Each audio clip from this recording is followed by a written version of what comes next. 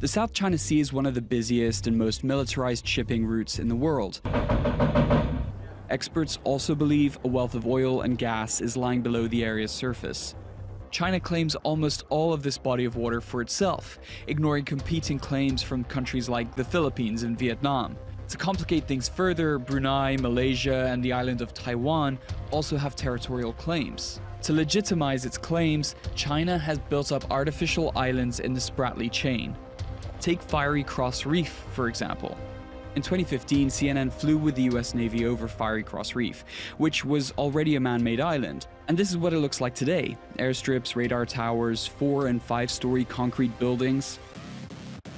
Lieutenant Lauren Callan is the commander of the US Navy who flies over the South China Sea.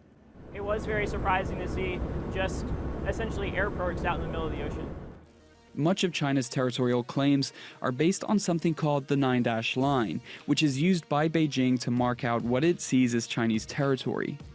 The Nine-Dash Line takes in nearly all of the South China Sea, an area the size of Mexico.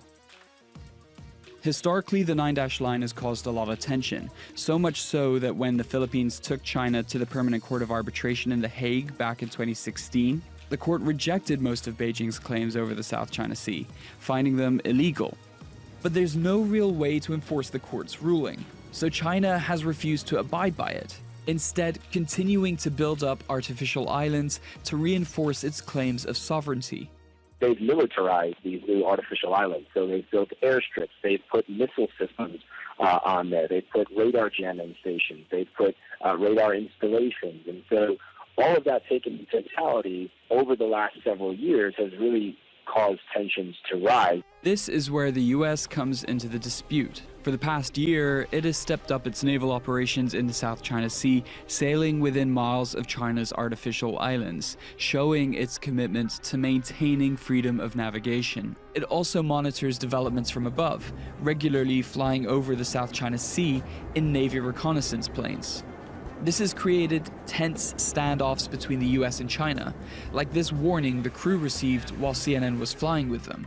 U.S. military aircraft, Papa 8 Alpha. This is Chinese Yunshi Reef. China had sovereignty of the national islands, including Yunshi Reef and its adjacent waters. Leave immediately and keep far off so as to avoid any misunderstanding. I'm a sovereign of the United States naval aircraft conducting lawful military activities beyond the national airspace of any coastal state. In exercising these rights as guaranteed by international law, I am operating with due regard for the rights and duties of all states. Time may be running out to effectively challenge China's claims in the South China Sea, though. Admiral Philip Davidson, the new head of the US Pacific Command, told senators during a confirmation hearing in April that China is now capable of controlling the South China Sea in all scenarios short of war with the United States.